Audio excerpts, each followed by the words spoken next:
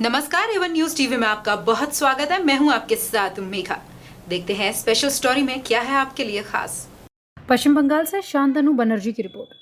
पश्चिम बंगाल की मुख्यमंत्री ममता बनर्जी ने चुनाव अधिकारियों को लेकर कड़ा बयान दिया है। उन्होंने आरोप लगाया, बिना राज्य सरकार से सलाह किए प्रशासनिक और पुलिस अधिकारियों का तबादला हो रहा है, जो कि नियमों के खिलाफ है। ममता बनर्जी ने कहा, अगर किसी अधिकारी को हटाने की जरूरत हो तो कम से कम राज्य सरकार को इसकी जानकारी दी जानी चाहिए। ये कार्यवाही भाजपा के इशारे पर हो रही है। उन्होंने चेतावनी देते हुए कहा, आप जो कर रहे हैं वो कानून के खिलाफ है।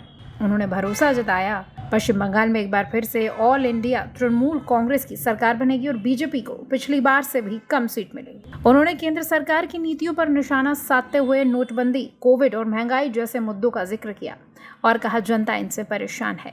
তার মধ্যে চিফ সেক্রেটারি থেকে শুরু করে হোম সেক্রেটারি থেকে শুরু করে ডিজি থেকে শুরু করে এডিজি ল অ্যান্ড অর্ডার থেকে শুরু করে সিপি থেকে শুরু করে সমস্ত কমিশনার থেকে শুরু করে এসপি থেকে শুরু করে সব চেঞ্জ করে দিলেন। তা খেলাটা বিজেপির কথায় মেঘের আড়াল থেকে কেন খেলছেন? সরাসরি খেলুন, দরকার হলে প্রচারে নামুন। সব আইনই যখন ভঙ্গ করেছেন, সব বিধি যখন ভঙ্গ করছেন, তখন সরাসরি প্রচারে নেমে মঞ্চ করে মিটিংটাও করুন। এবং আমি হাসি মুখে বলতে চাই, যা ইচ্ছে করতে পারেন। আপনাদের অনেক পরিকল্পনা, অনেক চক্রান্ত আছেন, কিন্তু তাও মনে রাখবেন, সব অফিসারই আমাদের অফিসার, যারা বাংলায় কাজ করে। ইলেকশন ডিক্লেয়ার হলেও ইলেক্টেড গভর্নমেন্ট কিন্তু থাকে এবং আগামী দিনেও বিজেপির কোনো সম্ভাবনাই নেই। আগে যা সিট পেয়েছিল তার থেকে তলানিতে নামবে।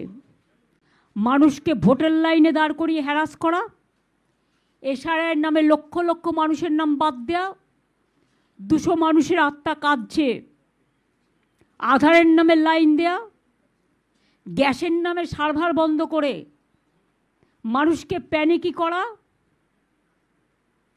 নোটবন্দির নামে লাইন করা, এসআইআরের নামে লাইন করা, নিজেরা কিন্তু বেলাইন হয়ে যাবেন এই নির্বাচনে। इस खास स्टोरी में फिलहाल इतना ही। देश और दुनिया की बड़ी खबरों के लिए आप बने रहिए वन न्यूज टीवी के साथ। नमस्कार।